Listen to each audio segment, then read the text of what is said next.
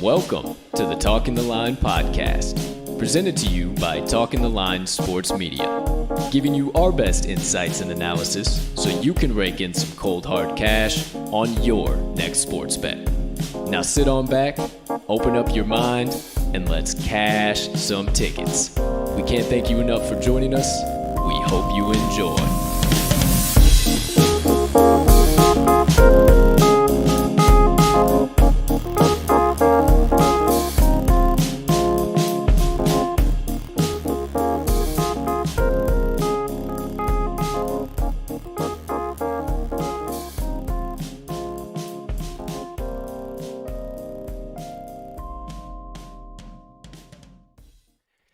Good morning, good afternoon, good evening, ladies and gentlemen, degenerates and gamblers far and wide.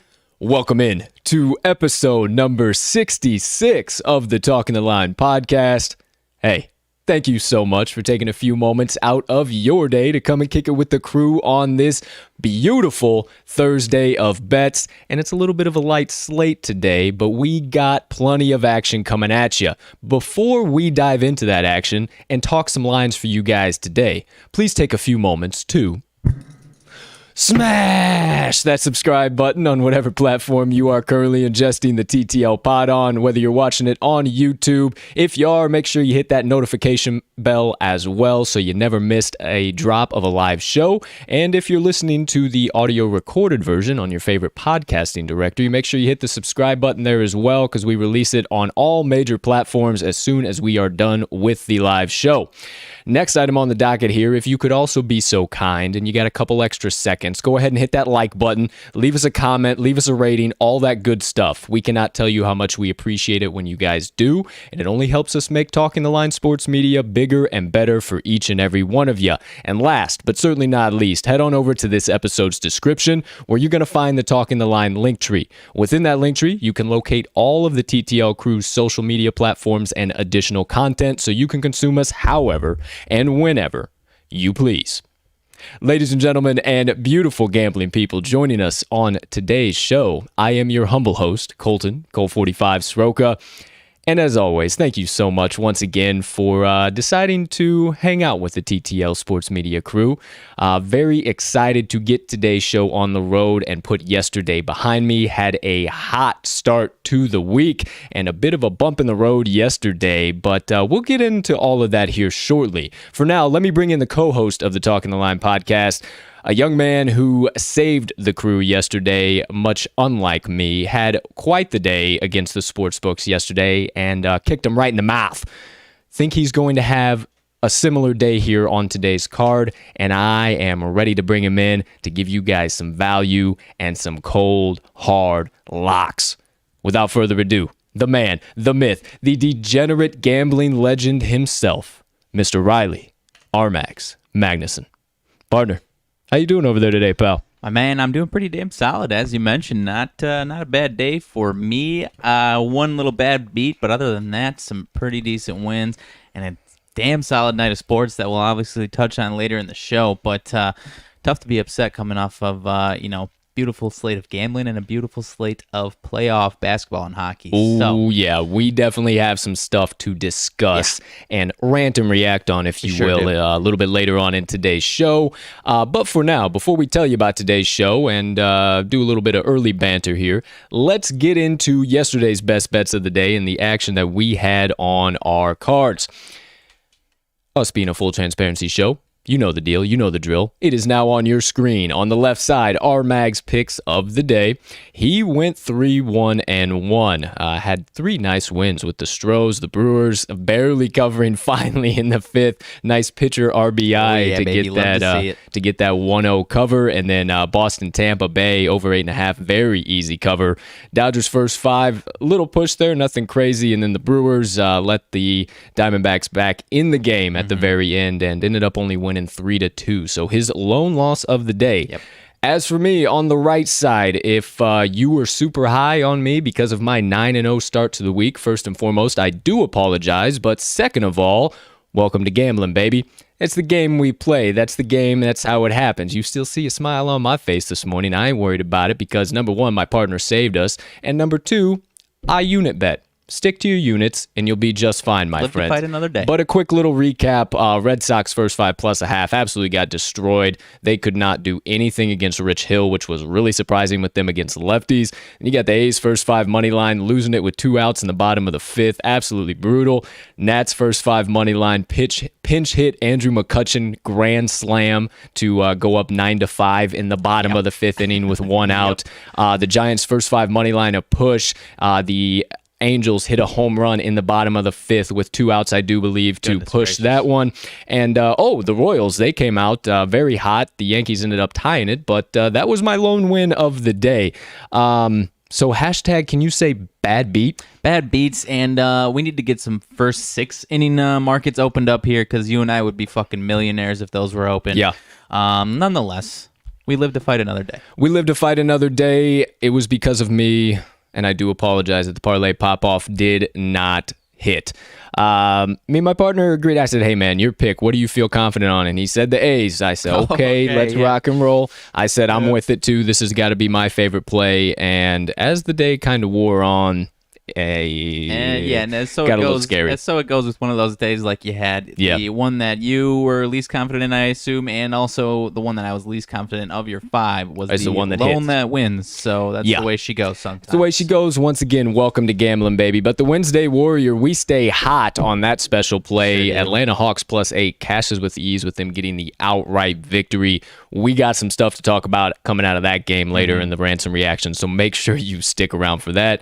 And then the Moneyline Dice doubled down on the Mariners at home against the worst team in the MLB, the Rockies, on the road, but they could not get the job done in late innings, and the Dice get another loss on the record. Now 21-24-1 on the pod for the Dice, but we got a nice matchup for them to roll on today. Actually, the MLB matchup that kicks off the card, so make sure you stick around for that. So there you go.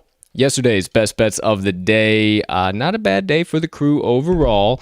5, 6, and 2 if you take out the Moneyline Dice. If you didn't play those and you didn't play the Parlay Pop-Off special play, then you went 5, 4, and 2 and actually had a quite solid day. So either way, quick reminder, because I did have a decent day, only ended up going down a unit even after all of that because of some of my side plays. And I know you had a solid day as well. Somewhere right around there. So I suggest that you guys follow us on the Action Network app. Very easy to find us at cash_with_Colt. At RMags in all caps, and then you can follow the Talking the Line page at Talking the Line. We put all of the picks there, and then all of our personal plays outside of the pod, as always, go right on there the minute that we lock them in. So make sure you follow us on there so you can get all of the best bets and continue to cash even more tickets with the crew.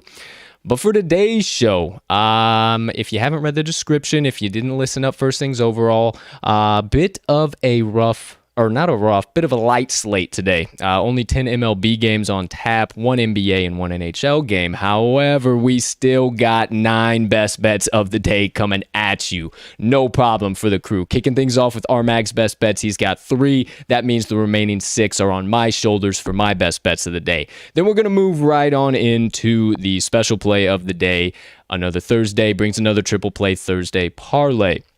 3 MLB legs. If you're not familiar, this week's Triple Play Thursday Parlay paying out at plus 581 odds. So real excited to lock that bad boy in. As a matter of fact, I already have, and I'm ready to get a special play to the window, partner. This is ridiculous. We got some high-powered offenses on this bad boy. Yeah, so make sure you stick around for the second segment of today's show, the Triple Play Thursday Parlay Special Play. That's a mouthful. Say that 5 times fast, if you will, please. Third segment of the day, moving into the Moneyline Dice. We got an MLB roll for for them today between the Royals and the Yankees. Stick around for that, trying to get those dice back above 500, and they got a shot with it today. Then we're going to move on into the second half of the show. Already talked about it about 5 times, but we got some juicy stuff to get into. Nonsense out of the NBA last night. The war on sticky stuff rages on in the MLB, and plenty other action that we got to rant and react about. So make sure you stick around for that. And then I'm going to give you just a quick message and remind you to keep going in my motivation minutes today. So stick around for the very end of the show for that last segment. But for now, cut all the drama, cut all the nonsense, cut all the banter that you could go to every single other sports media outlet and get. You come to the TTL pod for the stone cold locks and running tickets to the window with the crew all day and night long. So it's time to get today's show started, ladies and gentlemen, with the first segment of the day. As always, the TTL crew's best bets of the day. If you've been here before, you know the deal. If you haven't, you're about to find out. We always kick things off with RMags' best bets of the day. He said, I'm going to take it a little bit easier today. Not going to go too crazy, but I'm going to still give these guys a few solid picks and some good value, as he always does. Coming off of a solid evening, very, very solid evening, and I believe he's got just the 3 picks to continue that streak. So, I like what you've already been telling me. Okay. I need you to share it with these kind folks. So without further ado, as always, partner, you have the floor. I appreciate it, my man. Alrighty, 3 plays coming out of my picks today. 2 of them out of the MLB.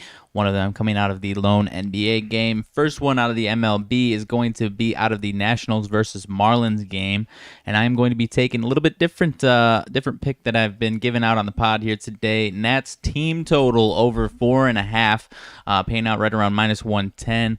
You've got Cody Poteet on the mound for the Marlins right-hander. Poteet is in his first season in the MLB. Had a nice little start. First season made 6 starts. Had a nice little start.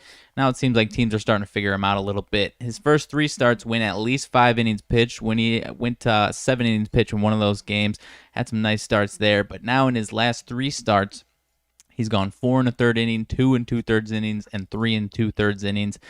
And it's not been against some great offenses. That's against the Pirates and last week against your Cubs when they were down and ice cold. And in those last 3 starts, that's a combined 10 2/3 innings, allowing 10 earned runs, 9 hits, and 10 walks, close to a 2 whip. You don't like to see those base runners on there because that leads to a boatload of runs. And another part of what that illustrates to me is that not only are teams figuring him out, but his own team and manager realizes that the deeper he gets into these games, second and third time through the lineup, these teams are going to start figuring out even more within the game and starting to hit him in those later innings. But he's facing a team partner that is one of the hotter teams in the league and might be the second hottest team in the league behind my next pick that I'm going to be talking about. They have won 9 of their last 10 games. They have scored 5 or more in 3 of their last 5 games. And in their last 5 versus right-handers, 344 batting average, 414 OBP, and a whopping 8.28 runs per 9. They put the runs up on the board yesterday. Even without that game, they've been scorching the ball versus right-handers. And obviously, they put up a boatload of runs yesterday on the road against the Phillies. So I love this Nats team to hop on Cody Poteet again early, and even if he goes past those few innings like he has not in the past, I think that bodes well for the Nats even more. And so I think this Nats team gets over 4.5 fairly easily today, partner. I would have to concur with you there. They have been absolutely destroying the baseball. That was pretty much all of my analysis on them yesterday outside of the pitching matchup with Fetty. Right. But I think 4. I got it at 4 actually on FanDuel Sportsbook. I've already locked it in. I think it's way too low for how hot this Nats offense has been. So I am right there with you, partner. First pick of the day for sure. Yeah, and your old pal Kyle Schwarber is potentially the hottest hitter in baseball. Holy cow! Right now, goodness gracious. I mean, he has his ups and downs, but right now he is on his up. So I suggest you back the hell out of him. I mean, a top of the 5th 3-run homer. I mean, absolutely. The top of the 5th. Yep, absolutely beautiful. Yeah, I mean, insane. No, it was a grand slam. It was a grand slam, 5-1. Either way. So I think it was 3-run. First bet either way. Matter. First bet of the day. It doesn't matter. From RMags, Washington Nationals team total over 4 or 4.5 runs, whatever your book has it at. Hammer it in. there you go. There you have it, ladies and gentlemen.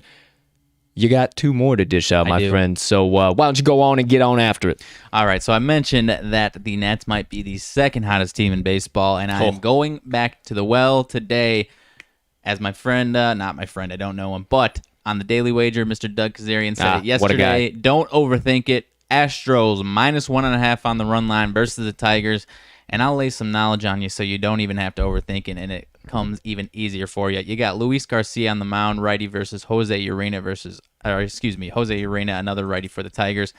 And I don't even know where to start on this one, partner, because there are so many different things that I could dive into. But I'll start with Luis Garcia because everyone knows how hot the Astros offense is. Garcia, 2.82 ERA on the season, 2.22 ERA in June. And that is against no scrub offenses. That is the Red Sox, Blue Jays, Twins, and White Sox. 4 of the best offenses in baseball. And he has not allowed more than 3 earned runs the entire season. And he also faced Detroit earlier on in April, gave up 0 earned runs over 4 1/3 innings. He is as hot as they come right now in the American League for any pitcher. And now he's facing a guy that might be the coldest pitcher in baseball in Jose Urena. 4.56 ERA in May, 13.91 ERA in June over 3 starts, 17 earned over 11 innings pitched in those three starts, 4 home runs, 8 walks. His command is all over the place. Actually saw him live a few weeks ago in Chicago, and he was absolutely brutal. And this Tigers team is not the team that you want to get yourself right on. No, not at all. He's even worse at home. Or this Houston Astros team is not the team you want to get yourself right on. Yeah, what did I say? You said Tigers. It's okay. Did I? Yeah. Goodness gracious. Okay. Carry on, my friend. Anyways, he is actually worse at home with a 7.4 ERA over his 6 starts at home in Detroit. And like I said, not a team to get right against. Houston last 10 versus righties, 322 batting average, 394 OBP, 8.78 runs per 9. Detroit's offense has actually been pretty solid this week, but that's been against some ice-cold pitchers. This guy, Luis Garcia, is one of the hottest pitchers in baseball. I am backing the mess out of the Astros again today. You're actually getting a little bit of a, -140, so nothing too juicy on the run line. But like I said, don't overthink it. It's you can't pass up this hot Astros team right now. Give me the Astros -1.5. I agree with that.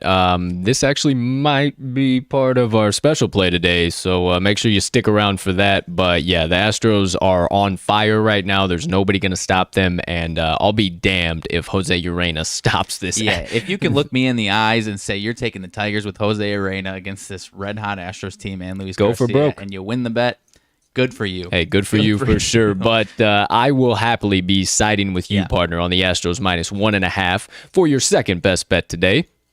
And for the third and final best bet coming from you, my friend, what do you got? All right, I mentioned I'm going to the NBA for this one, and I am taking the Clippers +1. Know a lot of people are on the Suns tonight. Chris Paul could be back tonight, probable actually. But this Clippers team has proved that they are more than comfortable being down 2-0 in any series. They've already come back from 2-0, down 2-0, and not only won Game 3 in each of the first 2 series, but come back and won. Not saying they're going to come back and win this series necessarily, but even in these playoffs as a whole, take out the Clippers, these playoffs as a whole, kind of seeing 50-50 calls go the way of the team that is down 2-0 in these series where, not saying NBA conspiracy type stuff here necessarily, but the NBA wants these series to go on as long as they possibly can, especially the conference finals where you want as much ratings as you possibly can. So I do think those 50-50 calls are going to be siding with the Clippers at home. And like I said, Chris Paul could be coming back tonight. Sounds like he is coming back tonight. I don't know obviously that's going to help them in the full series as a whole and beyond. If they're lucky to make it to the finals, absolutely going to help them, and it's almost essential. But in this game, I think he might be a little bit rusty coming back off those protocols. Might be a little bit behind the game speed that these guys have been going through these first couple of games. So I really like this Clippers team tonight, man. The Suns 1-9 ATS last 10 in LA versus the Clippers. Obviously, you have Lakers and Clippers, but 1-9 ATS last 10 in LA versus the Clippers. So, I like the extra +1 just in case some wild stuff happens like we saw the other night, because that is very, very possible. But nonetheless, I am liking this Clippers team and Paul George especially to bounce back from those. He's been here and he hasn't been, he's no, he's no shutaway. He doesn't shy away from listening to all the criticism on stuff like those free throws, missed free throws, because people have been giving it to him. So I think he's going to be coming back with a vengeance tonight, and this Clippers get the cover and the win.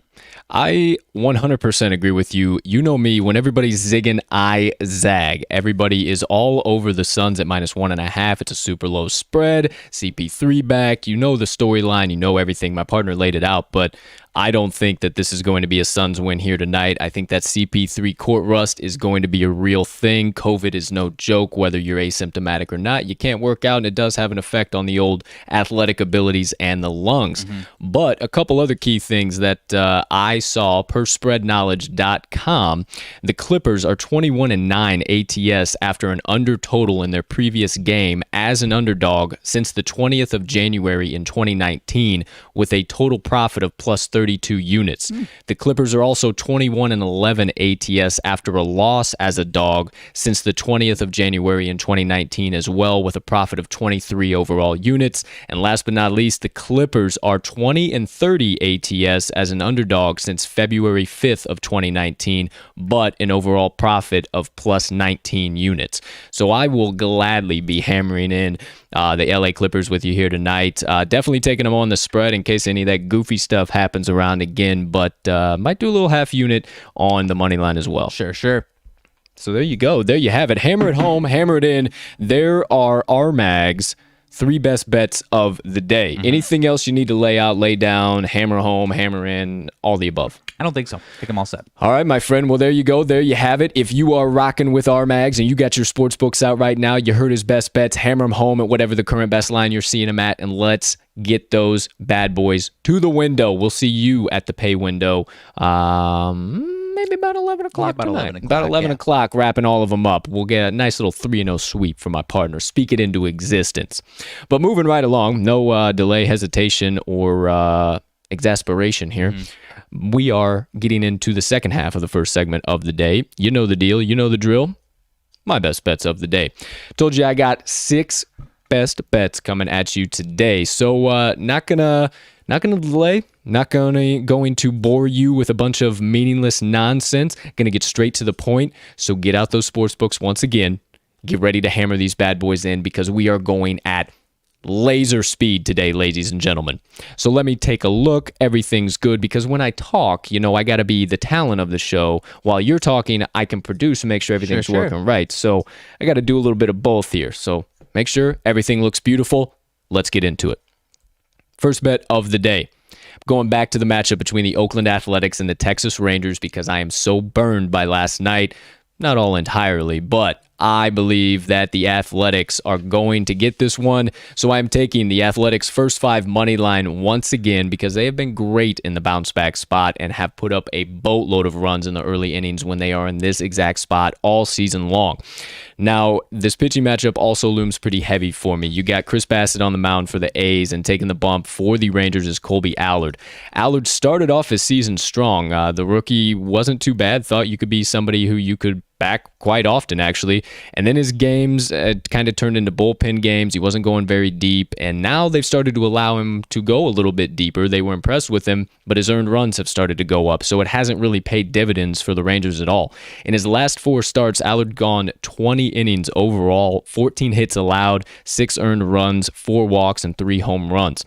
Texas is 0-4-1 straight up in the first 5 innings over his last 5 starts overall, and 0-4-1 straight up in the first 5 innings in his last 5 home starts. They are completely different games. It just so happened to work out that way. Apparently, the Rangers are not good when he is on the mound in the first 5. He has faced a few of these Oakland batters so far this season, and it has not been good. 400 batting average, 483 OBP, and an 883 OPS for those few guys. And then Oakland versus lefties, because Allard is a lefty, they are doing pretty doggone well this season. Their last 10 overall, 273 batting average, 356 OBP and a 6.61 runs per 9. I absolutely love Oakland to touch up Allard all day today, especially first 3 innings. I think it's just going to be a shit show for that young man on the mound. Then you got Chris Bassett. Talked about him. He's another money man for this A's rotation. 15 starts on the season, 92 and 2/3 innings pitched overall. He's only allowing 218 batting average to opponents at the plate, a 282 OBP, and a beautiful 1.06 whip.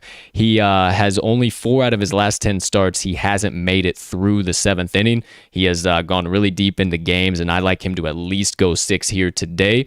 Oakland is 3-1-1 straight up in the first 5 innings over his last 5 starts overall, and almost exactly 3-1-1 straight up in his last 5 road starts overall in the first 5 innings. First 5 inning runs per game really loom heavy for me as well. Oakland 2.67 on the road with Texas 2.35 at home. However, first 5 inning runs per game allowed Oakland 1.97 on the road and Texas 2.41 at home. So I think that looms real heavy here. Last night was a fluke in my opinion. One of those bad beats, 2 outs in the 5th inning, and the Rangers somehow get on the board out of nowhere. I don't think that's going to happen here today. This A's lineup is going to touch up Mr. Colby Allard very well, and that all leads me to my first play of the day. Told you we're going light speed, not wasting any time. Oakland Athletics, first 5, money line. I'm right there with you, my man. I'm a poet, and I didn't even know. It. I am getting so much better at these rhymes. I'm just going to keep dishing them out here, might kids. have a rap career. Hey, I'm telling you. I'm right there with you on this one. 2. I'm right there with you on this one. I think the A's yesterday was a little bit of an anomaly as far as the Rangers offense there in the 5th inning, and then the A's offense being stagnant all game long, really. So I think they bounce back today, no problem. 100%. I think it was a load of horse shit yesterday, so I am happily back in the well with the Oakland Athletics. Sure. Moving right along. Light speed, ladies and gentlemen. Second pick of the day. Going to the matchup between the Baltimore Orioles and the Toronto Blue Jays, I am happily hammering in the Toronto Blue Jays run line -1.5 for the full game. The Orioles are incredibly cold. You can fact check me, but I'll tell you anyway. They've lost 9 out of their last 10 games, and 8 of those have come by 2 runs or more. You know what I like to say. More on the or more side of things. They have been getting destroyed. They're coming off of an absolute drubbing by the Houston Astros, and I think their slump is only going to continue to bottom out. They are nowhere near as ice cold as they could be. They are only getting worse. Now, the Blue Jays were cold. They weren't a team that you could back for a little while. It got a little bit out of hand. I was a little bit worried with all the star power they have. However, they have turned things around. Won their last 4 overall, and 3 of them have come by 2 runs or more. So they're back to hitting homers, back to putting up those runs at free will. And 2 of those 2 runs wins were against this same Baltimore team in Baltimore. So now we're not in Toronto, but we're at home for the Blue Jays. So I absolutely love that. Also, the pitching matchup. Dean Kremer on the mound for the O's and Anthony Kay, the lefty, on the mound for the Blue Jays. Kremer has been fade city all long. You all know it. I know it. He knows it. Everybody knows it. You don't want to back him in any spot, and you can pretty much say with certainty he's at least going to give up 3 earned runs in his starts at this point in the game. Combined 16 earned runs overall in his last 5 starts for Kremer. In his road starts, he has been abysmal. 5 overall for him, 23 innings pitched, 5.09 ERA, and a 256 opponent batting average allowed. He's been getting touched up all over the place when he is on the road, and Toronto actually got him for 2 earned runs in the last outing against them, but they were both homers. So why do I mention they were homers? Because Toronto is first in the MLB in home runs this year. They are absolutely crushing the game, and I love them to crush Kremer here today in the home run department. Now, I told you a little bit about K, but before I do, one more thought on Kremer. They have lost 4 out of his last 6 starts, them being the Orioles, and they have all come by 2 or more runs. So very comfortable with the -1.5 because of that. But a little further on K, he was shaky to start the season, more of that bullpen day guy, but he's starting to get a little bit stronger as we go along. He did face this Baltimore team once already, went 3 1/3, 3 hits, 3 Ks, no walks, 2 earned runs. The home runs have been a little bit of a problem for him because those 2 earned were home runs, but he's starting to get that back in check. I like him to really rebound here today and really take care of this Baltimore team that was hitting lefties well, but as I'm telling you, they are really bottoming out. Last 10 versus lefties, 221 batting average, 264 OBP, and a 2.50 runs per 9. Last 5, 146 batting average, 167 OBP, and a 2.25 runs per 9. You want to back that to keep this game within one run? Go right ahead, my friend, but I'm not going to be backing that, especially with the arm of Kremer on the mound, in addition to those batting stats for the O's against lefties. Not to mention, Toronto has won 2 out of the 3 meetings so far this year between these two teams, and both came by 2 or more runs, more on the or more side of things as always. The Orioles are 16-35 straight up in the last 51 meetings overall, and 38-80 in the last 118 meetings straight up between these teams in Toronto. Toronto is going to have a field day. They're going to destroy Kremer from the jump. K might give up a few runs here or there, but once this Toronto team has the opportunity to also get into the Orioles bullpen, it is a wrap. So give me the Toronto Blue Jays -1.5. Yeah, I'm right there with you, my man. The one thing, a couple things that stood out to me, I mean, you keyed in on the home runs for the Blue Jays. A couple solo home runs the last time they saw him, but that 265 batting average against for Kremer, what that says to me with the Blue Jays heating up, they're going to hit those home runs, but this time there's going to be at least a couple guys on base for the couple of those home runs this time around. I do believe so as well. So that is why I am all over the Jays at -1.5. So there you go. Third pick of the day. Keep it moving. Keep it grooving. How you doing? Going to the matchup, back to the matchup between the Boston Red Sox and the Tampa Bay Rays. Today, I firmly believe it is the Red Sox day. Yesterday was a bit of a lean, but nowhere even close to my confidence today. The pitching matchup, once again, is huge for me. You have Nick Pivetta on the mound for the Sox, and then taking the mound for the Rays is going to be Michael Wacha. Now, Pivetta, he's had his struggles here and there so far this season. You can bank on him every once in a while. It's kind of hard to tell, but this is one of those spots. When he's on the road, when his team needs a win in one of these heated division games, he is the guy that they can lean on so far this season. He has had 6 road starts so far this season, and they're actually a bit better than his top line numbers overall. He's gone 33 innings with a 4.09 ERA and a 221 opponent batting average allowed. Now, don't let that ERA scare you because it is a little inflated because of pretty much 2 high run scoring games where the Red Sox actually won, but it was just a lot of back and forth action that happened between the teams. So that 4.09 really doesn't scare me because also Boston is 7-3 straight up in Pivetta's last 10 starts overall, and those 3 losses came to Kansas City when they were getting really hot, Toronto, and Houston. So obviously this Tampa Bay Rays team is good, but I don't think that they're going to be able to hit him with as much success as those teams have, or the previous 7 teams that the Red Sox have beaten. Wacha, on the other hand, has really been somebody you need to look at and run in the opposite direction. Whether he's at home or away, it has been bad. As a matter of fact, it has actually been worse at home. But in 8 starts overall for Wacha, 12 games pitched in addition to that, 43 and a third innings gone with a 5.19 ERA, 289 opponent batting average allowed, 335 OBP, and a 1.38 whip. Told you his road starts, or his home starts rather, were worse. Well, they are. 2 starts at home, 5 games pitched overall, 16.2 thirds innings pitched, 302 opponent batting average allowed, and 5.94 ERA. So he gives them up at will at home. I don't know what it is. He gets in front of the home fans. He can't get the job done. He has a combined 10 earned runs in his last 5 starts overall, and he has not made it out of the 4th inning once. 3 2/3, 2 2/3, 1 2/3, 2 3, respectively, in his last 5. And the Boston Bats are going to wake up today against Wacha in his career. 290 batting average, 328 OBP, and a 703 OPS. So I love the Red Sox, who were cold out of nowhere against lefties yesterday, against Rich Hill. I love them to bounce back here today. Also, why I took the money line, I like the first 5, but I like them to put up plenty of runs early, and you're getting a little bit better action on this full game money line. I like the plus money. I love it at plus 110. The reason why I say all of that is because if it plays out how I think it's going to play out in the first half, then these bullpens come in and it's going to keep the score right where it's at. So I see somewhere in the first 6-7 innings, maybe it's going to be about a 6-4 game in my mind. And then both of these bullpens are both inside the top 10 when it comes to bullpen ERA so far. So I like them to keep the game right where it is, and Boston gets this win easy.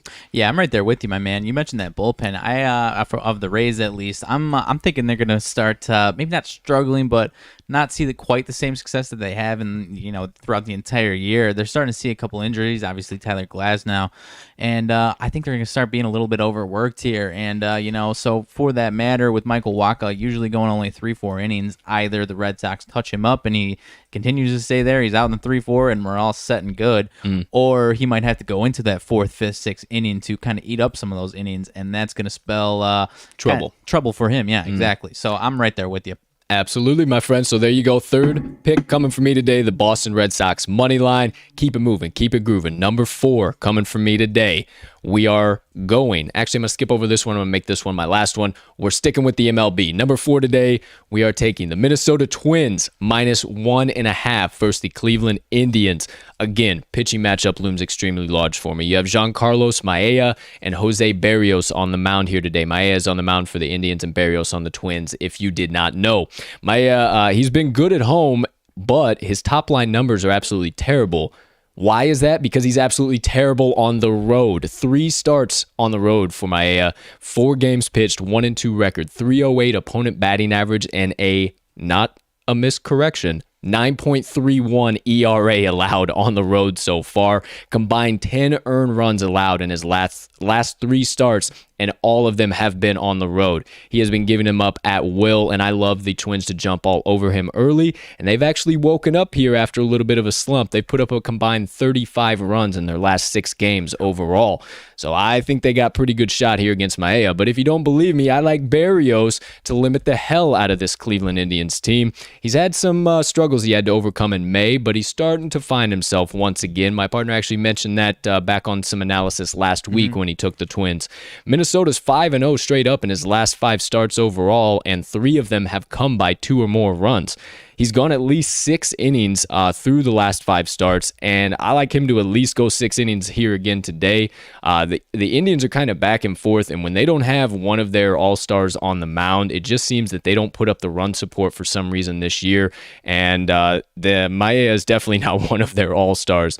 Last but not least, a couple of key trends I like. Cleveland's 0-6 in the last 6 in Minnesota, and Cleveland has won these matchups this year when they do have their aces on the mound.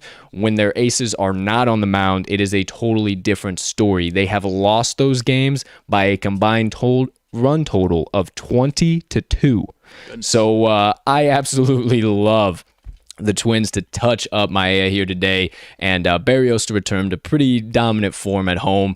At least go 5-6, not give up more than 2. Give me all of the Twins -1.5. Yeah, I'm right there with you, my man. You mentioned it. This Twins team is starting to come up a little bit, and Jose Berrios, whatever it is, he's starting to look like the guy we've seen the last couple of years, borderline all-star type pitcher. And when this Indians team is down, they're kind of down, and they're starting to see some injuries to that pitching rotation. And with Maella up and pitching, it's pretty evident, and he's not been the guy. So I am right there with you on this one. Absolutely, my friend. So there you go. 4th best bet of the day. My 5th and last MLB bet of the day, but not my last best bet. We've got one more to get into, but my 5th best bet of the day. Keep it moving. Going to the matchup between the Pittsburgh Pirates and the St. Louis Cardinals. And I'm not taking a side. Going to the total, taking over 8.5 or 9 runs. I've been seeing it tick up and down all day long, or all morning long so far. Well, I guess it's already almost noon. We're getting there, about an hour away. Either way, it has been moving in our favor all day long. I locked it in at 8.5, got it right about -118. So I love it. But let me tell you why I love it. Both pitchers coming in here today have been struggling so bad. And as a matter of fact, actually in the specific positions they're in. So you have Chad Kuhl on the mound for the Pirates and Carlos Martinez on the mound for the Cardinals.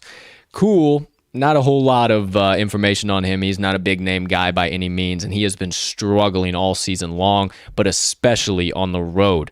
He has 5 starts overall on the road, 19 and a third innings pitched, 257 opponent batting average allowed with a 7.45 ERA. Gives him up at will, and the Cardinals have had pretty good success against him in the past. 250 batting average, 444 OBP, and a 1.028 OPS. They have plenty of options when it comes to that Cardinals offense, and Cool is just the guy that these guys need to get out of their offensive slump. They were so hot to start the season, and I think they returned to form here and just need a shaky pitcher to get that done for them. But on the opposing mound, Carlos Martinez hasn't been worth a damn. Now, you might say, Colt, he's already faced Pittsburgh, and he was actually really, really good. He went 8 innings, only had 5 hits, 3 Ks, 2 walks, 0 earned runs. What the hell are you actually, why are you fading this guy? How do you think that he's going to give up runs? Well, let me tell you something.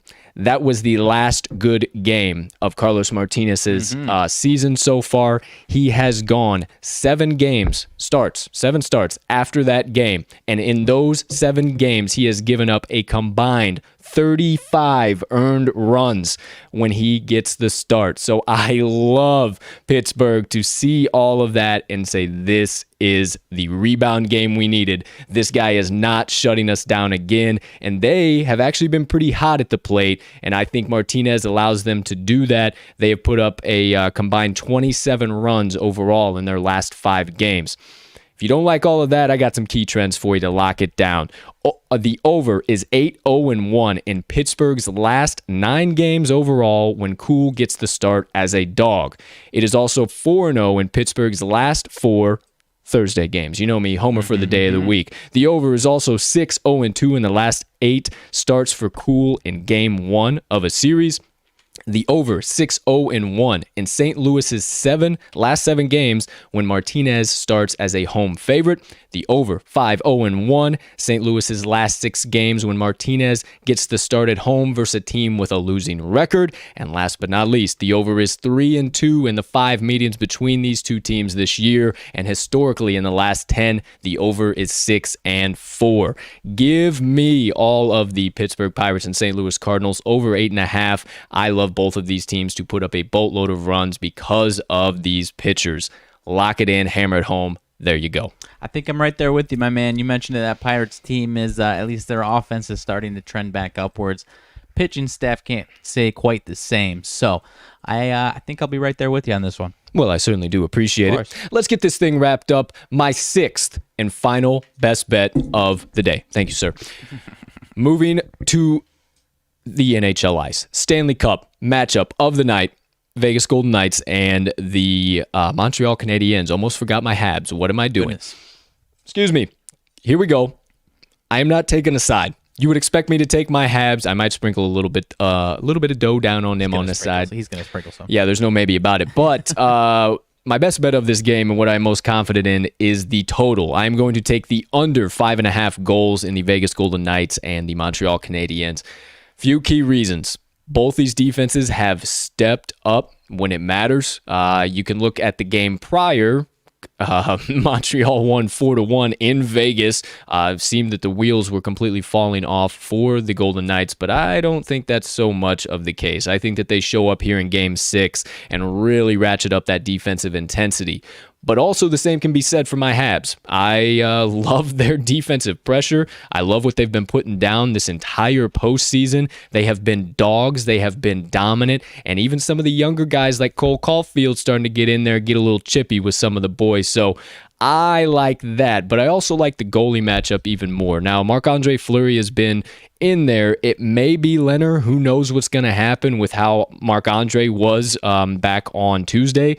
We'll see what happens if Leonard goes in. If Leonard goes in, I like the under even more. Fleury's a little bit of a question mark for me, but Carey Price, going home, Game 6. If you can look at me and tell me he's not going to stand on his forehead for all 60 minutes of this game, you are out of your damn mind. This is one of the only, well, not one of the only times, but one of the most recent times now for a very long time that Carey Price has had this opportunity. He is not going to let it slip through his fingers. I can assure you of that. But if you don't like all my storyline and everything I got going on in this game, couple key trends here.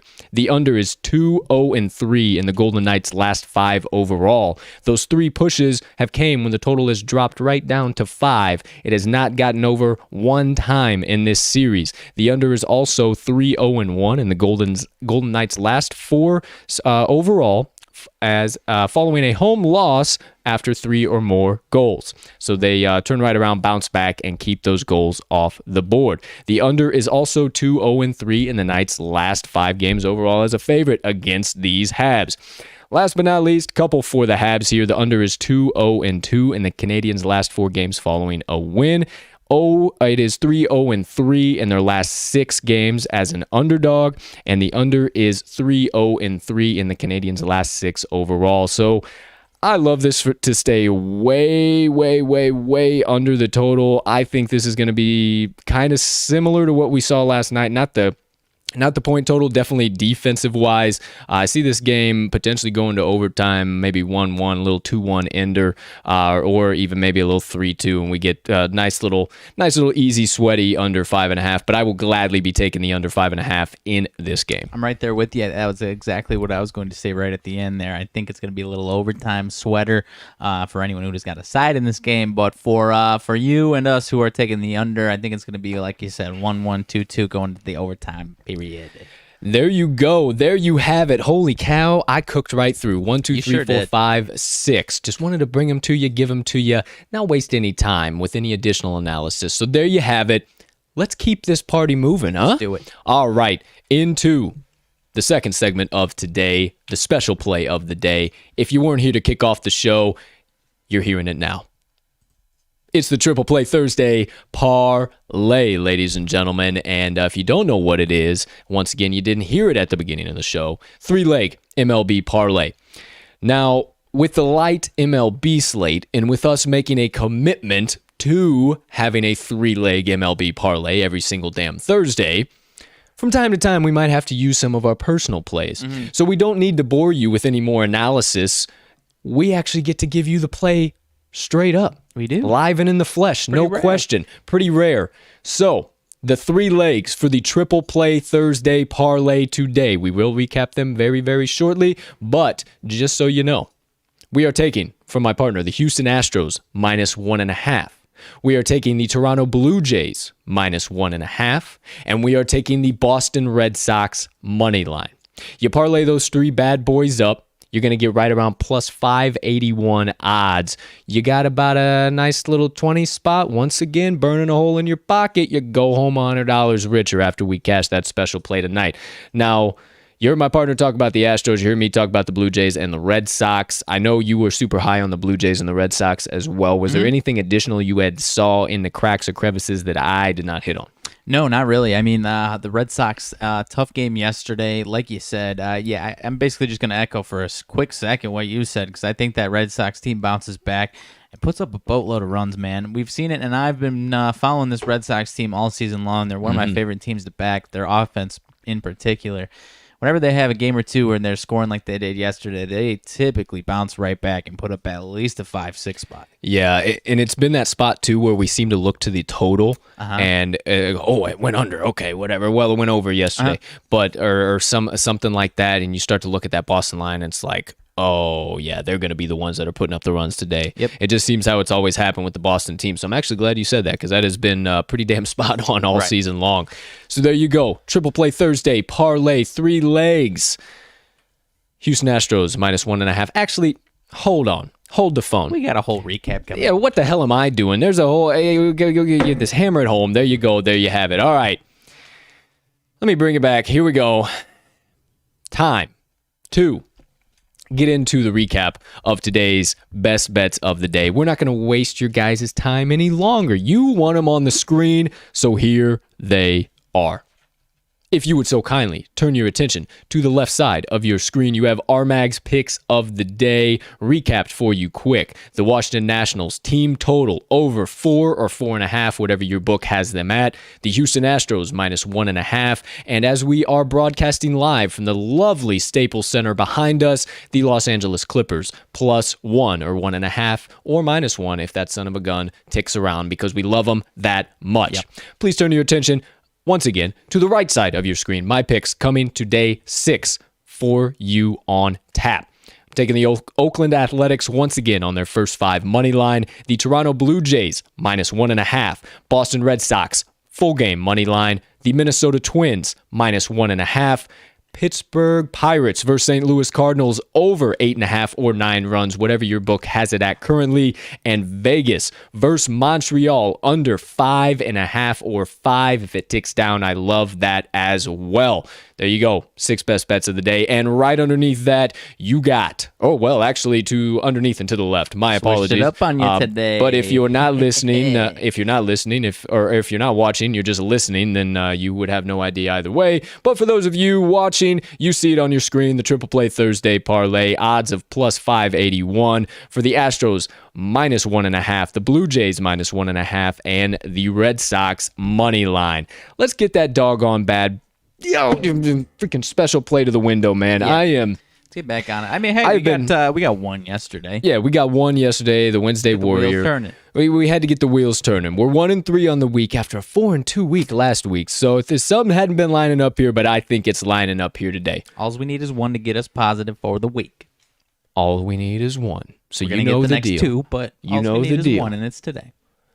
Hammer it in, lock it home, sprinkle a little bit of dough down. Whatever you like to say, just make sure you get the TTL Crew's best bets of the day in at whatever the current best line you're finding them at on your favorite sportsbook.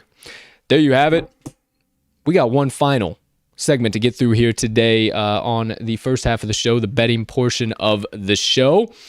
Well, I guess sometimes the second half of the show gets into bets as well, but the primary betting portion of the show, you see the aforementioned text that we did not get to on the far right of your screen at the bottom, the Moneyline Dice roll for today. Told you once already, but one more time.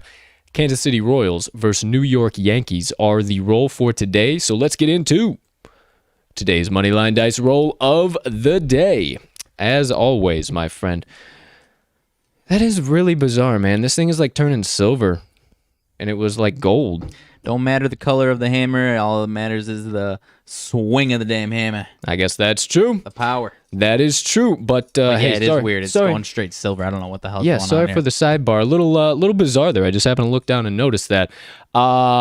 As always, partner, while I get the scene set here, everything good for the viewing pleasure of our kind audience out there, could you go ahead and set the scene, little who's home, who's away, who's favorite, who's dog, what we got at the total, any additional storylines, all that jazz. Alrighty, so this one's coming out actually about an hour, 15 minutes away from where we are right now. This one's 12:05 Central Standard Time. Got the Royals at the Yankees. Brad Keller on the mound for the Royals. James Taylor for the Yanks. Both these guys' top line numbers are pretty damn rough. Brad Keller 6.34 ERA, 6-7 record. I've been on him a little bit in certain spots, and he was having a little bit better of a May stretch here, but even now into June, 7.97 ERA in June. So pretty rough there. Royals offense is kind of heating up right now, though. James Taylor in June, 7.84 ERA. So rough numbers there for these two pitchers. And with that being said, we've got an over-under of 9. So if you think both these guys struggle even harder today, then that over might be the play. Don't know, because I'm not as low on Brad Keller as his numbers would suggest. Typically, when he has 2 or 3 bad ones, he does bounce back. But nonetheless, Royals plus 185 dogs. Yankees minus 215. And on the run line, minus 110 both ways. Plus 1.5 for the Royals, minus 1.5 for the Yanks. Royals actually getting some sharp money here, at least on this indicator on my action net. Big money coming in on the Yankees. 77% of bets on the Yankees money line. 92% on the Yankees money line as well. So even more money there. And the spread bet reflects it pretty similarly. Total 68% on the total, 68% on the over, 68% of the bets. That is 81% of the money on the under. So some real big money coming in on that under, despite those huge ERAs from those pitchers. That's the interesting trend there, because it does appear that the sharp and big money is on the Yanks. But that is a weirdo split there for the over-under, my man. So, are you about ready? Yeah, I thought I was, and then I just showed the audience our entire What you do? What you do? Spooked up. It's that's all all right. Getting things back in order here. That's all no right. problem. Getting things back in order. Make sure this is good. Yeah, this is good. Okay. Hey, I didn't go to school for this. Yeah, we didn't shit. go to school for this. But anyways, this series, both these teams have split the first two games of this series, 6-5 both There ways. we go. 6-5 Yanks, 6-5 Royals on Tuesday, 6-5 Yanks yesterday. Royals actually got the win with Garrett Cole on the mound on Tuesday. Cole was decent. Those spin rates were going down though, but he still pitched all right. But anywho, the Royals offense is heating up, so that plus 185 might be a live dog today, partner. Thank you, sir. I appreciate all of your knowledge there. You just laid down a solid scene. Just reading facts. But without further ado, actually, let me get these bad boys out first before Go we ahead. even do that action. The Moneyline Dice have now officially made it to set. We have the wild card die, home away, and Moneyline ATS. All right. Time to get hot again, Dice. Yeah, time to get hot. All right. Let's just push those over there so you can get a nice little quick capture here. Oh, yeah. Actually, we'll wait just a moment. If you're ready to... Oh, I'm ready. Okay. You were just goofing around. Playing okay. with them a little bit, you know? Okay, there you Showing go. them off. All right. So there you go. There you have it. The Moneyline Dice are now officially on the screen. You look terrific today, Dice. Now, here we go. Today's roll of the day. Are we going to be siding with the away team Kansas City Royals, or will we be taking the Bronx Bombers at home? We will all soon find out in 3, in 2, in 1. Oh, a little bit of a weird roll there. We got the Yankees at home. You know, I'm going to declare re-roll. Re-roll? Because Okay, that was bouncing that hit around. hammer, your pin, your phone, your laptop, and then on. Okay. So we're going to quick re-roll. Home or away in 3, in 2, in 1. Still with the home. Stay Dice with the said, home Fuck team. you. I rolled home. Stay with the home team. Fine with that. Okay. Now, are we going to have to eat a little bit of chalk here? Are we going to have the dice graciously allow us to get a little juicy? We will all find out in 3, in 2, in 1. ATS. ATS it Juicy. Not too juicy, but as definitely not too chalky there. Compared to the money line. What is the -1.5? Minus 110. Okay. I love them to beat the piss out of Brett Keller today, so just fine with that. Now, will the dice double down for the second day in a row? Will they ask us to re-roll, or are we just sliding on over the total for another winner? Let's find out. 3, 2, 1. Home ATS. ATS. Doubling down. The dice have spoken. The dice have doubled down yet again, ladies and gentlemen. Gotta bring that one from your lungs. You know, they're pretty doggone hot when they double down. Don't let yesterday scare you off. Nah. The Mariners, stars weren't aligned for the Mariners. Justice Sheffield didn't have his best stuff yesterday, but Jameson Taillon, per the dice, is going to have a day today, and Brad Keller is going to get beat all over the ballpark in the Bronx, Sure is. per the dice. Sure is. I love to see it. So today, if you guaranteed want to take one ticket to the window, guaranteed, the Moneyline Dice have spoken on the New York Yankees run line -1.5. I keep forgetting what you're doing with that. And I think I'm looking at you. In the dice we trust. Thank you. Thank you, Dice.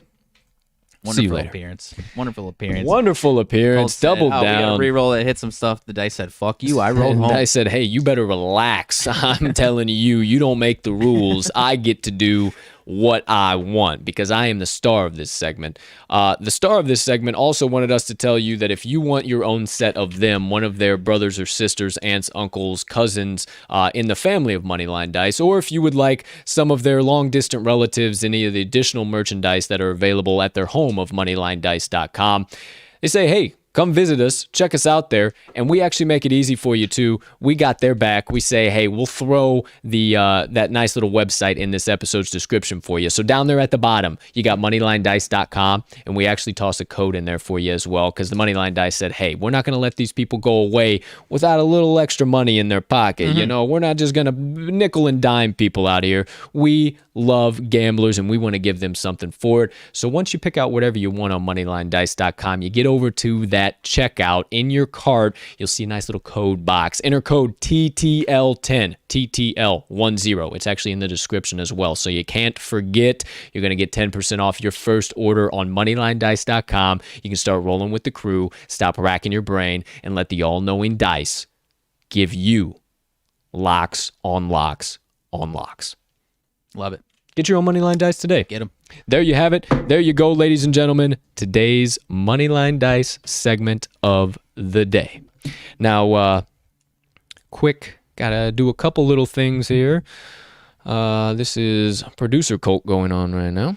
All right. Now we are away. We are good. Here we go. Let me make sure this is good so we don't have any outstanding issues. All right. Here we go. First things first. If you are one of the kind, beautiful gambling people that just stops by the TTL pod for the first half of the show, for all of our best bets, all of the analysis, all of the good stuff in between, and you're about to head on out of here, first things first, thank you so much for stopping by today, choosing to hammer in some bets with the TTL crew. Excuse me, didn't want that to be on mic. If and only if you are headed out of here, we hope you have a spectacular rest of your Thursday. Unless you have other plans, hey, let's cash some doggone tickets. We're going to get back right on the right track. I see a 9-0 clean sweep coming yet again today. Speak it into existence, if you will. However, if you're bailing out, don't stay away too long. Make sure you come on around for Friday's show, closing out the week in epic proportions. So make sure you stop on by tomorrow's show, episode number 67. But for now, have a great rest of your day. We'll see you later because we need your help bankrupting these sports books one play at a time. Peace and love. But for the rest of you sticking around for the second half of today's show, it's time to get off of the bets and analysis and everything behind that. Talk a little bit of shit. Ooh, baby. Kick things back a little bit and deviate from the path, if you will. Time for today's Rants and Reactions. Here we go. All right, my friend. As always, let me get situated over here, because first half of the show, I tell you, I'm locked in. I'm making sure everything's rocking and rolling. Then as soon as we get into the Rants and Reactions, I just feel like I can... All right. Let's see what we got here today, So, overall, how you doing? Coming off a great day yesterday, filling the bankroll in the old sportsbook apps. A little bit. Do apologize that I caused a dent in them. But outside of that, That's the way she goes. Hey, I did warn against parlaying my picks yesterday. Yep. Full disclaimer, that is generally how this gambling game goes. You get about 9 to 14 in a row. I think I've got about 16 in a row before is the farthest I've ever gone. And then you just get kicked right in the teeth the next day. It's just how it happens. The next day is never good. It's gambling, my friends. What else are you going to do? You get right back on that horse and you try again. That's what you want. That's why we made the TTL pod every single damn day of the week, because we don't ever fucking stop. Speaking of not stopping, Tim Tebow will not quit. This man is, a lot of rumors surrounding him. A lot of, he's not a tight end. He's a washed-up quarterback. He ain't going to be able to do nothing for this Jaguars team. He's nothing but a piece for Urban Meyer to have in the locker room. Tim Tebow shows up at OTAs looking like a brick shithouse. Put on about $150 in muscle. Out there drinking in protein shakes, if you will. And has been destroying the game in OTAs, and has now earned full respect of his teammates, or at least the tight end room at this point in time. So, Mags, you think this is deserving? Do you think we start to hear more of Tim Tebow, the player, and not Tim Tebow, the man who is just a piece in the locker room? Or is this all just a bunch of phooey? I think it's all a bunch of phooey, my man. Okay. I know you're a big Tim Tebow guy. I like Tim Tebow as a person. I think he's had some awesome times to watch in his career. But, part of the reason this is on the docket here is that So it came out the other day, and it wasn't super disrespectful, but George Kittle and Greg Olson were talking about their tight end university, which they didn't anticipate being a monster thing. But it turns out they're getting about 50 tight ends around the NFL coming down to, I believe, Nashville. I could be wrong about that, but I believe it is Nashville. And Mr. Tim Tebow was not invited. Wasn't super disrespectful. They were on part of my take talking about it, and they were saying, it wasn't disrespectful, but it was like, I would feel a little bad. First of all, we ended up having a lot more dudes than we expected, and not to mention, I would feel bad if we let Tim Tebow, who hasn't been on an NFL roster as a tight end before, beat out a guy who, or get a spot over a guy who's, maybe a second string guy who's working real hard and trying to get into that starting lineup. So it wasn't like it was a, hey, screw you, Tim Tebow. They did say if he makes the roster this year, we'd love to have him next year. So I don't know, man. Hey, I think this is yet the next great chapter in the story of Tim Tebow. I don't buy all of the nonsense.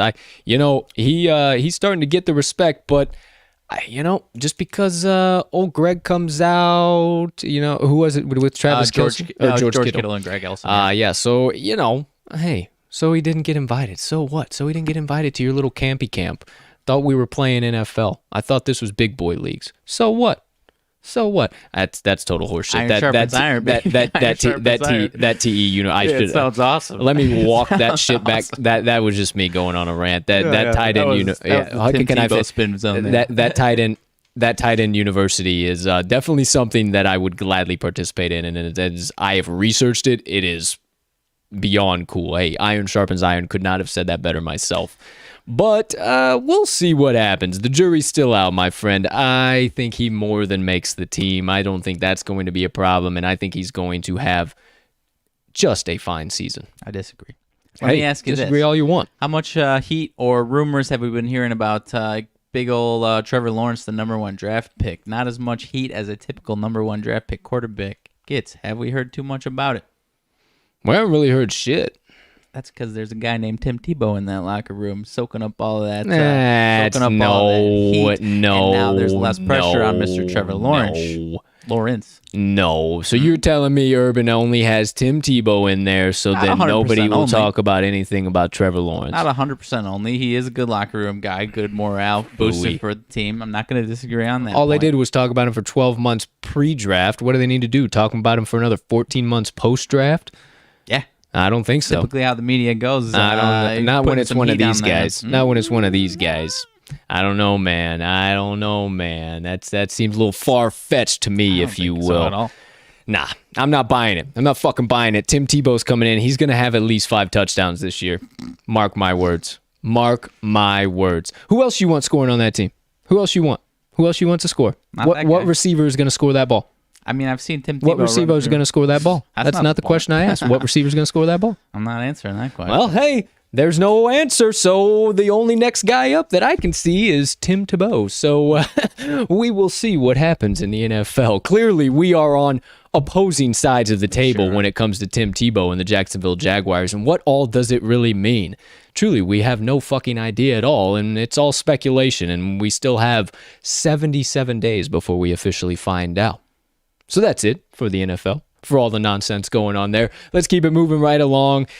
We might as well just dive back into it. The war on sticky stuff rages on, partner. Yeah, not quite as hot as, what's today, Thursday? Not quite as hot as Tuesday was. Tuesday night was. Was hoping to see some fireworks from Trevor Bauer's start. Didn't deliver as far as sticky stuff is concerned. That was an awesome game, but...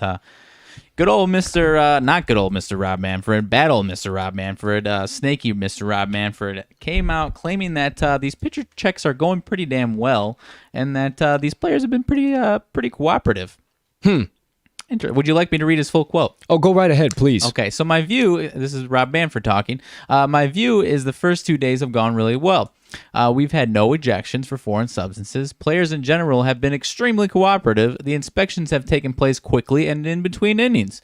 Frankly, the data suggests that we are making progress with respect to the issues in spin rate that caused us to undertake the effort in the first place. Does Rob Manfred watch the MLB? It's clearly that he doesn't watch. Like, does he watch baseball? No. Like, does he even watch his own league? Like, what in the hell is he even talking about? This is a yet clown again, show. this is a clown show, and yet again, I mean, you see yesterday, Mad Max and Schwarby and one other guy wanting Bryce Harper checked on just some funny shit. So now that's all going to start happening because the hitters know it's as much of a joke as the pitchers do. So Bryce started laughing, but the umpires look like they had saw a freaking ghost, man. Like they don't want any part of this. They have basically made the umpires judge, jury, and executioner, and they do not want to be in that position, or not even they. Rob Manfred has done this, and yet another decision that he continues to drive Major League Baseball into the ground. Whether it's one of these dumbass decisions or him getting on the microphone piss drunk with a team winning the World Series, it's dumbass move after dumbass move, and this is not getting good at all. Well, not to mention, I mean, the last 5 years there's been a conscious push to shorten these games up, and I agree with that. I'm a big baseball fan, so I can watch 3 hours of baseball no problem. Those 4-hour games are a little bit long, but nonetheless, I mean, I saw a graphic yesterday. Even without this, these game times have not been dropping year by year, at least on an average basis. They've been going up, if not, down a tiny bit and back up. They're over 3 hours on average the last few years. So something's got to change. I got an alert from ESPN. I don't know if it's actual, like something's happening, but like that they're trying to shorten these games still and make the right changes. But well, I'll tell you what makes games real short. Go hammer you in a fucking first 5 money line bet. Yeah. And it'll change your whole outlook on the game of baseball. Hey, you want to get even crazier? Cost a few bucks on a nice nerfy play. Yeah. Little no runs first inning action. I'm telling you, or even if you have a money line bet for a full 9 games, you will see how incredibly fast innings go by when you have money banked on those things. Sure thing. It is insane. And when you see it from that perspective, that's how I watch damn near every baseball game. Like I just see that I see from the player's perspective, and okay, they're in this position, this needs to happen. Oh shit, that didn't happen. Okay, now we really need this X, Y, and Z to happen. I see the whole strategy of it, and man, just to not think that people don't like baseball sucks, but baseball is making people not like baseball. I get it. I understand. I mean, it really sucks. Yeah, I mean, you and I have grown up playing the game, so when you've played the game, it's a lot easier to stomach it. And, there's certain points where it's, pretty boring watching at points. So. Yeah, it can be, but we'll see. The war rages on. The war rages on for sure. Shohei Ohtani was the most notable yesterday. All happy-go-lucky, everything great, no problem at all. We'll see. We'll see if more nonsense comes out today. I don't think, per Rob Manfred, it is going all too well. I think it's a really bad look, and I think, like you said, it's a clown show. It's a damn Mickey Mouse show going on over there. I don't know what is happening in the MLB, but I hope we get it done. I told you at the beginning of the week, Ohtani had officially said he will go into the home run derby this year. Now, defending champ Pete Alonso will be making a return this year as well. Sad news, though, Vladdy G. Yeah. Vlad Guerrero Jr. is not going to be attending this year's home run derby. So, potential guys I would like to see. I'll give you 5. Okay. Right off the jump. Reese Hoskins. Okay. I'm a big fan of him. He's been in there before. I like his good. swing. Yep. I like his swing. Good swing. You want to toss an old dog? We'll see. Miggy, if you just want. He hasn't been top notch, but just for the fanfare, because he's always fun to watch. He's always fun to have. Guy to have there. It's actually kind of if Machado gets hot, potentially. He's getting a little hot. But he is starting to get doggone hot. He hit a freaking laser yesterday. Did you see that fan make that play? Oh, sure did. It was insane. He was like damn near fell over the railing and made that catch and brought it back. That was absolutely insane. So potentially Machado, because he's starting to heat back up again. Which I think he starts to heat back up again, but you put him on the big stage. I just love to see him hit home runs, especially in Colorado elevation. Giancarlo Stanton. Oh, yeah. Would love to have him in there. And then the way he's been hitting the fucking cover off the ball, potentially deserving of an invite, Austin Meadows. Oh, that's fair. That's fair. He has been crushing the baseball lately, he had a man. bomb last night, man. That's a fair pick. It's crazy. That's a good pick. So I like that pick. I'd say that maybe there's my top 5. That's some good picks or 5 additions. Yeah, I'll go with, Go ahead. One of your Sockers. I'd have to go somewhere with one of your Sockers. Either Yoan Baum Or if Jose can stay balanced, give me Jose. Yeah, I would say Jose is probably at the point where he's probably not going to try and a little old past that point. I would say maybe not, but my other old dog pick. There you go. If Yerman Mercedes was hitting like he was in April, then I would say that would be an easy pick. Although he has fallen off a big fat cliff. Yeah, not good. But I'll say my 5. This is an easy pick, but I'll say Tatis because he's just an electric factory. Yeah. How about Acuna? Ronald Acuna. Oh shit. Okay. Yep. I'm gonna go with your Giancarlo Stanton pick as well. That he is one of my favorite home run hitters, and they're so good to watch. His home run derby performance is without a doubt my favorite home run derby performance, the one that he won. Yeah. So what is that? 3. I already had 2 in my head. Goodness gracious, I'm losing it. Those are my top 3 at least. I'm blanking. Oh, Bryce Harper. Okay. That's another one. Yep. Bryce Harper. Yeah. You can't ever leave him out. So I'll stick with that. And then you threw in an old dog, so I'll throw in one last ride for Albert Pujols. See, that was going to be another one of mine, too. One last ride. Why the hell not? Definitely, I don't think we need to see him in there or Maggie, but if you're throwing old dogs in there. Do you know that Albert Pujols, for his cameos, charges $1 for every home run that he has hit? So every time he has hit a home run, he has raised the price of his cameo. So it's like $672 now. Yeah, that's awesome. It's insane. So like I randomly saw that somebody tweeted that out yesterday, and it was like, that's such a boss move. That is a boss every homer I hit, you got to pay an extra $1. Like that's I didn't realize sick. those cameos were going that expensive. Some of them are only $20-$30, but like I mean, for Pujols to do a cameo you get a is probably a lifelong, lot. like, diehard Cardinals fan that wants to see Probably would drop the money to do it for sure. But yeah, there you go. There's who we'd like to see in the home run derby. Maybe you let us know who you'd like to see in the home run derby. Maybe we put a little tweet out later. Maybe some additional options. Who should be in this year's home run derby? Once again in Colorado at Coors Field. Those balls should be jumping off the fucking bat. So I can't wait to see this home run derby. It should be a blast and a half. But outside of that, you know the deal. War on Sticky Stuff rages on. We'll continue to cover it, and whatever other nonsense comes out of the Major League Baseball. We're going to get sticky checks on our home run derby bullpen. Quite possibly. Yeah, you know, Bryce Harper usually has his dad throw to him. Got to make sure you check the dad just in case he's not throwing any nasty spins there, whatever the case might be. So, hey, this stuff is just becoming comical, and we'll continue to make it comical for you guys and bring you the latest coverage and news on it. But moving along, onto the hardwood. NBA action last night. I told you, sons of bitches. I told you. You better start listening to me because I'm telling you, this Hawks ticket for the NBA title looks better and better every single day. Trae Young and the Hawks shocked the fucking world last night against the Milwaukee Bucks. I told you on yesterday's show. I said this is going to be an outright win for the Hawks. And my partner keyed on it. Game 1 has been so critical for the Hawks to come out and set the tone. They did. And Game 1 has been so critical for the Bucks to come out and set the tone or even have an opportunity to at least keep the game where they don't blow it. I told you also that, I thought this whole late game heroics from Giannis and Chris Middleton were all but over. I thought it was all fugazi from that Nets game, and starting to kind of look like maybe I'm right. I don't know, man. What do you think? How you feeling after last night's game? I know you're still probably super high on the Bucks, super high on everything. But also, before you get into that, MVP of the finals MVP odds. Yeah, so Giannis is still the favorite, right around plus 120, I believe. But last night, up to 175 or something like that. 175 somewhere in there. But last night, we'll put out some graphics for it today for you guys so you can see it. But Trae Young was at plus 1,300, and now he is down to about plus 700. So the books might be knowing something we don't know, but partner, how you feeling after last night about your Bucks? Are you ready to come over to the dark side yet? I'm not kicking gonna it call around? My Bucks. I still, they're still my pick to win it all. Okay. And I got them in. I think this series. I kind of said it last night. I wouldn't be shocked if the Hawks won last night. But I do think the Bucks are going to bounce back. They did lose Game 1 of the Nets series. Went to overtime in Game 1 with the Heat before they waxed them in 4 games. So I don't think this Game 1 is super important for the Bucks, like we did say yesterday. And like you already mentioned, Game 1 is very important for the Hawks.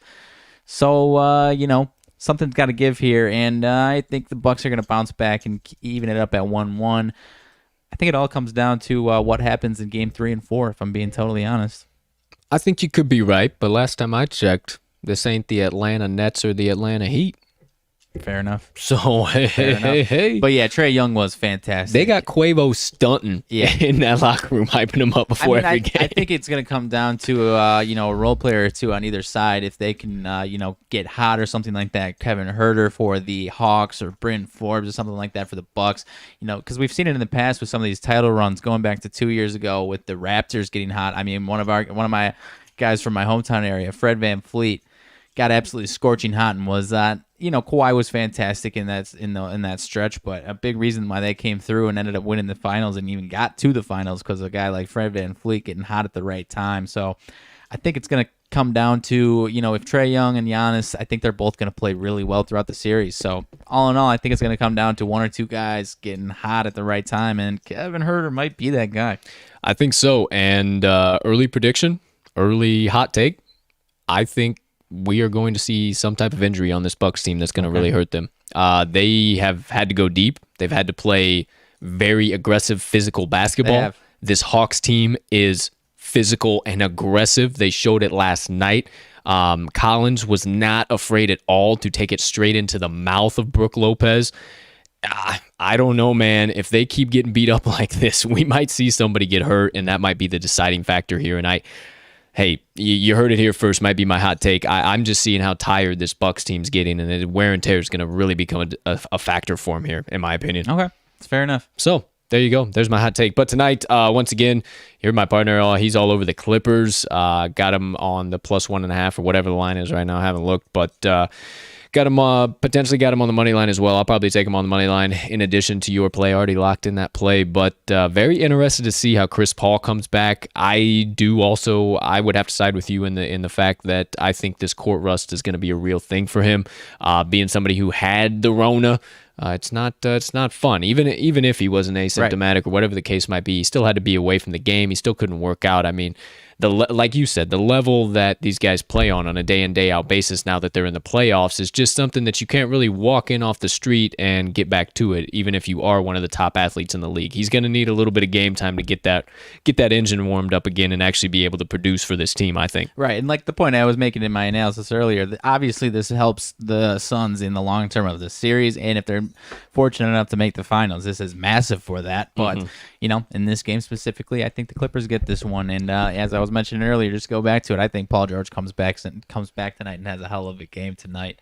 And Devin Booker's been fantastic, but I think he comes down just a tiny bit back to earth, and not pedestrian by any means, but not quite a 40-point performance like we've been seeing. I wouldn't say so either. Are we still saying Suns in 4? Suns in 5. Suns in 5. So it is now ticked back a game. The jury is out. We'll see what happens tonight. Do the Clippers get themselves on the board, try to even up the series, make it 2-1 tonight, get another opportunity at the Staples Center? Maybe we see 2-2 going into Game 5. Then it's maybe Suns in 6. Maybe we see Suns in 7. Who knows? But I think that this series here, I think both series, there's some interesting shit's gonna start happening with how these playoffs have gone. From what I've seen, what I've watched, the teams, the storylines, injuries, everything has happened. I think we are yet to see some very interesting stuff. These are not going to be outright sweeps or any outright easy games. We were complaining about some blowouts the first half of these playoffs. The last week or so, I've been literally standing up at the end of these games. Oh, yeah. Literally standing up. They're insane. That video of Stephen A. and Mike Wilbon with their jaw drops after the last Suns Clippers, exactly me. I showed it to my girlfriend because she was watching me. She was dying laughing. It was like, that's exactly your face. That was exactly your face. It was insane, man. But I've got a little bit of breaking news here. Nothing crazy, nothing world-breaking here. But Indiana Pacers hire Rick Carlisle, former Dallas Mavericks coach, as their head coach. I think that's a solid-ass hire for them, man. I think it is a solid hire for him. That was definitely obviously one of the key reasons as to why the Pacers didn't make it anywhere close to actually being in the top of the playoffs.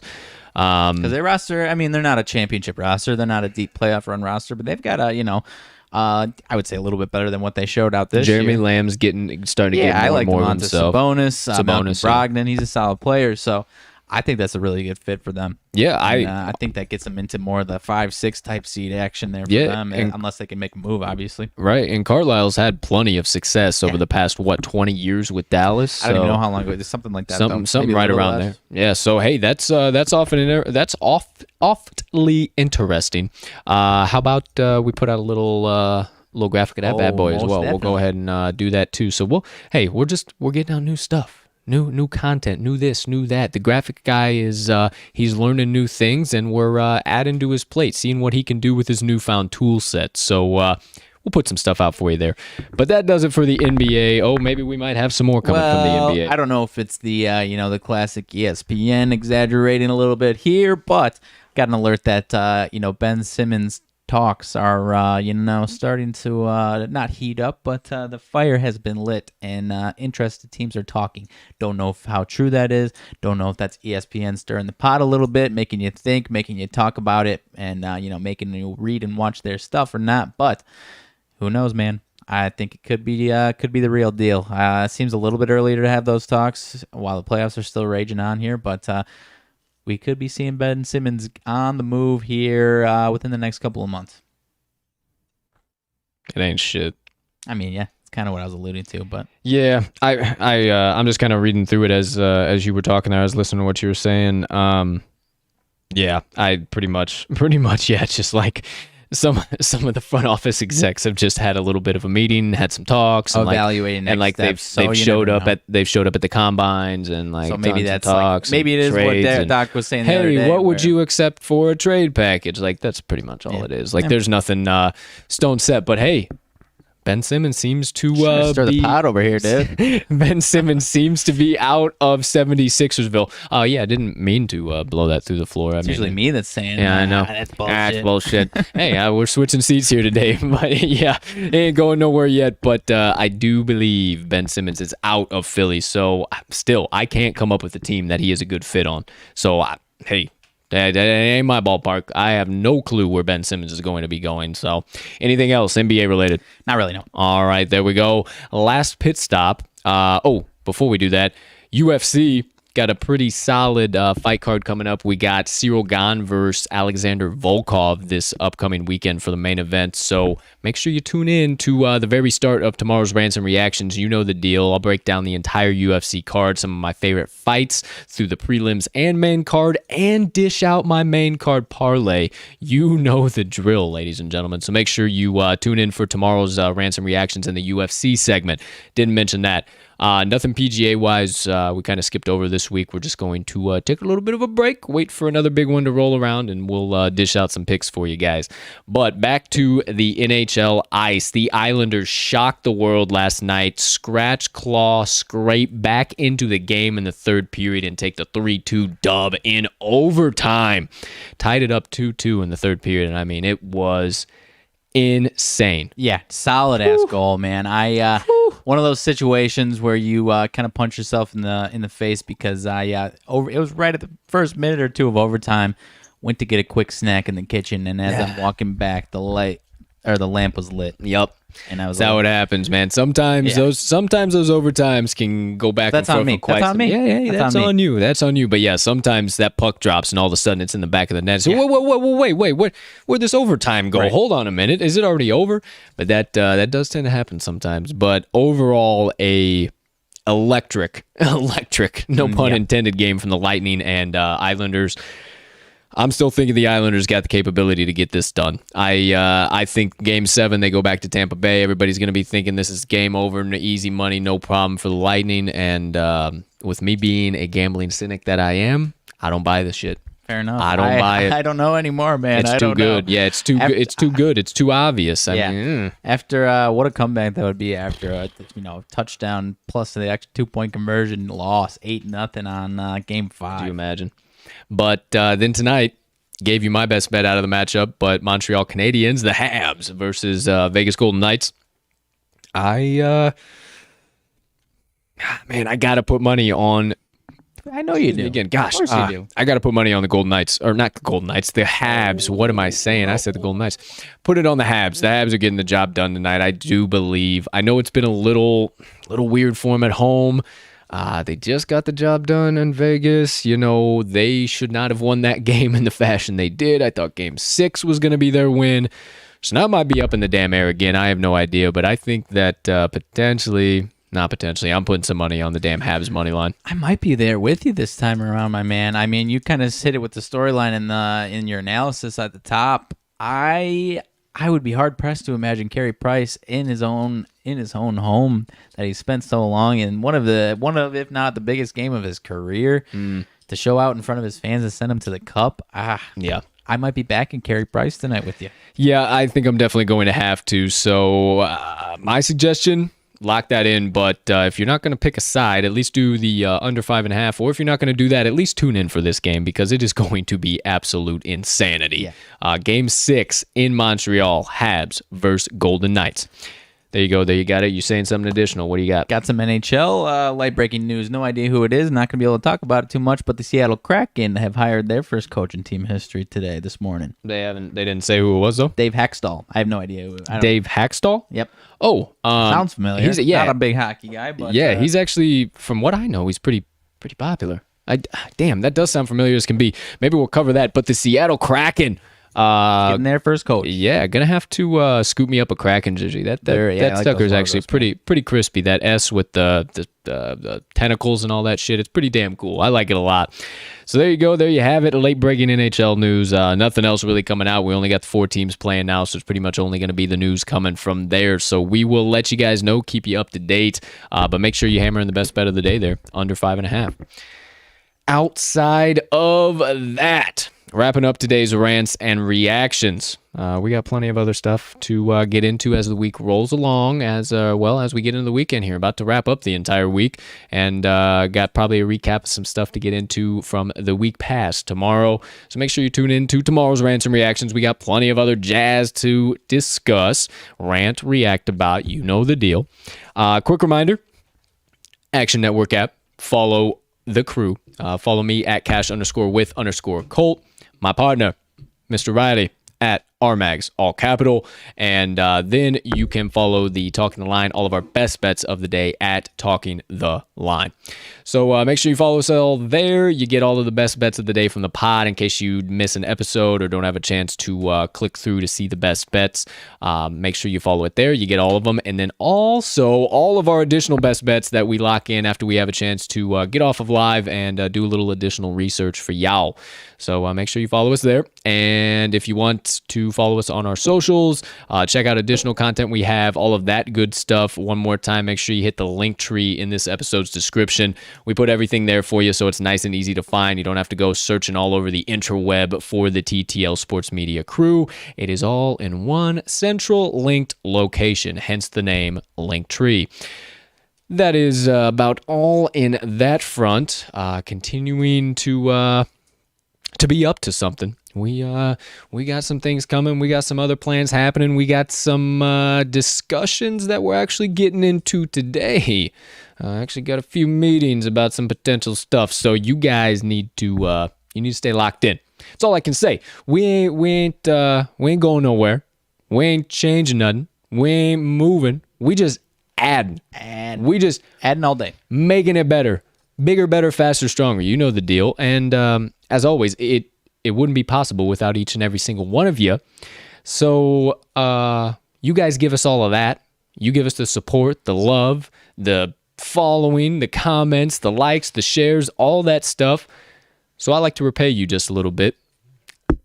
Well, not that we already don't repay you with stone cold winners and cash and tickets for all of that stuff, but also like to give you, outside of a little bit of pocket fillers, maybe a little bit of brain fillers.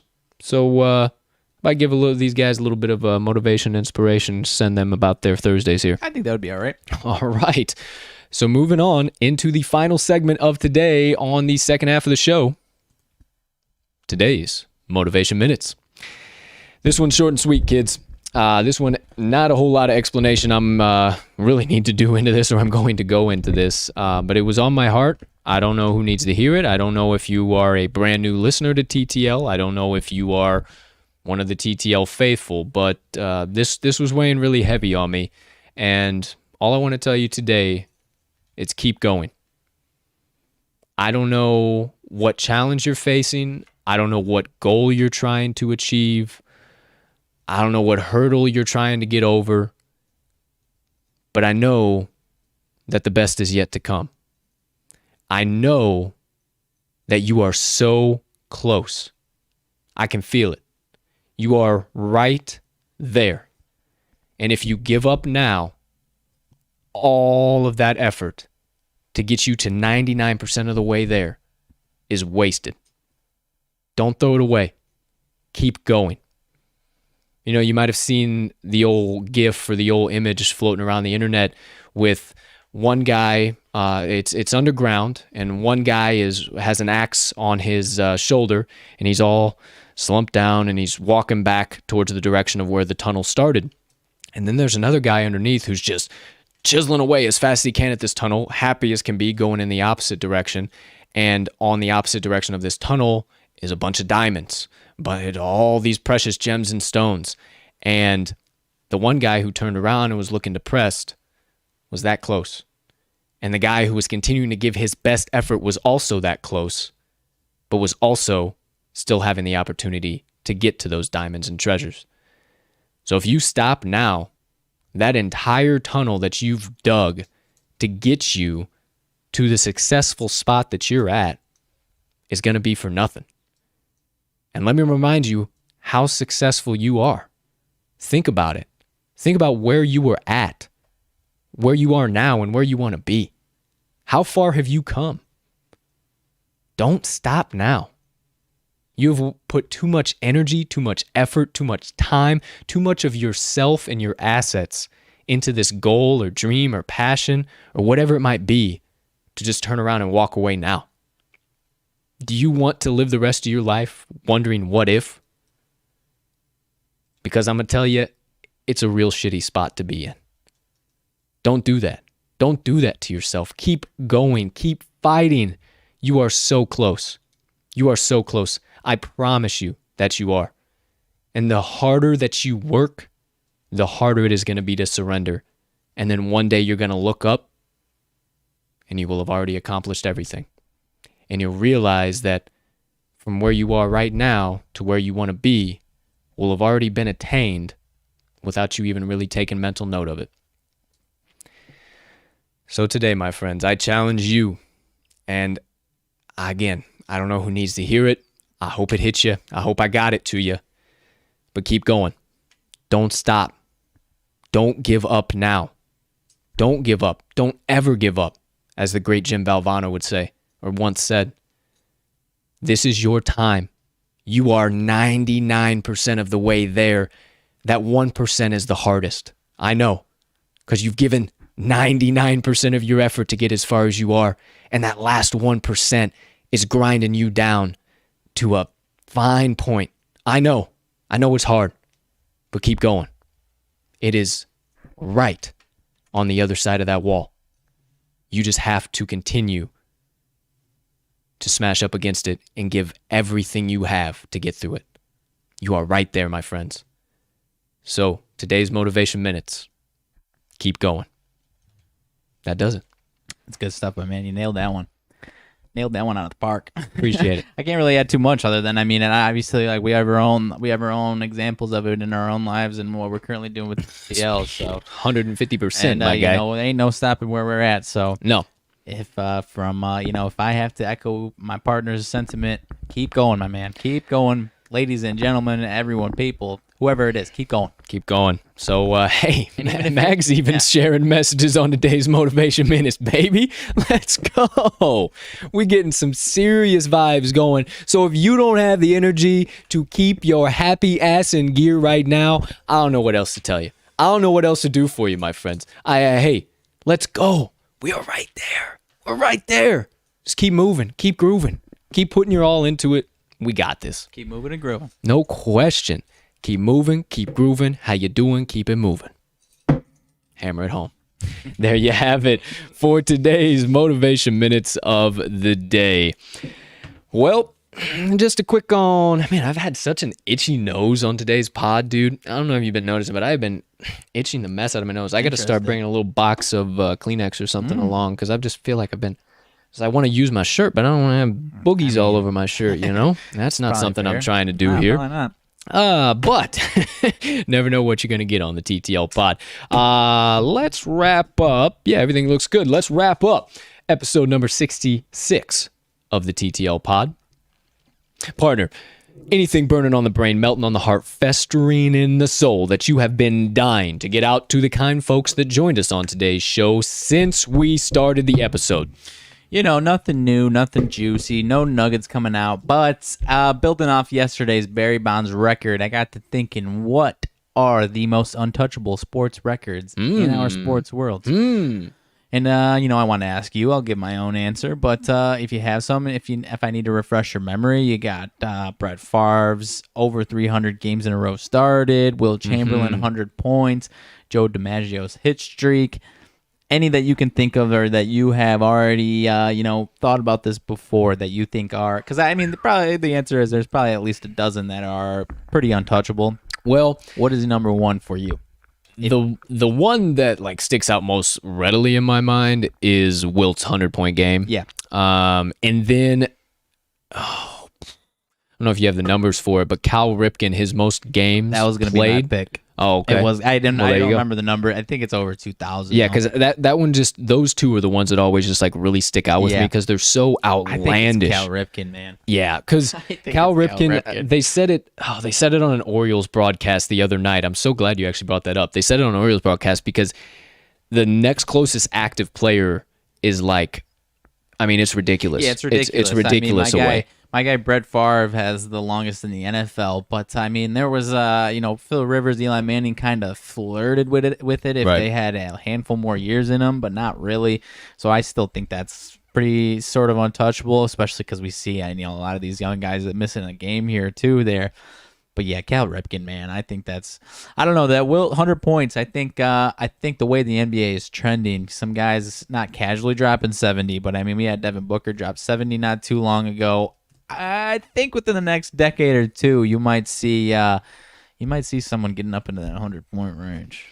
That's probably far-fetched, but yeah, I would say that Cal Ripken one is the most untouchable, man. Yeah, I would. I think you're playing correct. A full 162 in one season is a grind, for God's sakes. But yeah, doing it for I don't know how many years he did, 10 plus. Goodness gracious. Insane amount of time that he did that stuff. To even think that even 1,000 games back to back to back to back is just even two absolute insanity. Because, absolute insanity. Yeah, even the biggest stars in the game have a week or two slump, and the manager's like, let me give this guy a day of rest. Right. Come on. Right. This one's untouchable. Absolutely. Do apologize if we're having stream issues. I don't think we are. I think we should be good to close things out here, but was trying to pop in some emojis, and apparently when you want to toss an emoji in the chat while you're live streaming on YouTube, it just fucks everything up. So my apologies if we did have any issues, but generally when I say that, it's just on our side and the YouTube being all goofy. But thank you for that reminder of some of the most iconic sports streaks of all time. Definitely would have to say Will Chamberlain and Mr. Cal Ripken Jr. on top of my list, as would you. Mm-hmm. All right. So there you go. There you have it. First, building off of yesterday's Barry Bonds record, few more for you to go. The jury is still out on what Mags has for us in store to close the week. And rumor has it, it's something juicy. That's rumor a lot of has it. Pressure, man. Rumor I usually has pick it. These out at 9:50, 10 minutes before we record the pod, unless I see something real juicy. I hope something happens juicy in the next 22 hours. Rumor has it. That's all I've been hearing. That's all I've been hearing. I don't like this. But for now, ladies and gentlemen, as always, let's get this pod closed out for the day. Episode number 66 on this beautiful June 24th, 2021. Thank you guys so much. 66 episodes would not have even been close to even thinkable, let alone possible, without each and every one of your guys' support, continually following us, connecting with us, all the good stuff. We there's just no words. I can't tell you guys how much we appreciate it, and we're just gonna keep grinding, making great content for you guys, keep putting it out.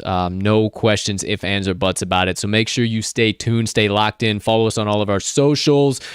Keep coming by the pod for all the latest news, updates, everything happening with TTL Sports Media as a whole. We got some big stuff coming right around the corner. Still quite a few knots and loose ends to tie up, but let me tell you, we got some huge shit coming. So stay tuned, stay locked in. But for now, ladies and gentlemen, degenerates, gamblers far and wide, for myself and Mags, we hope you have a spectacular rest of your Thursday, unless you have other plans. Let's cash some tickets.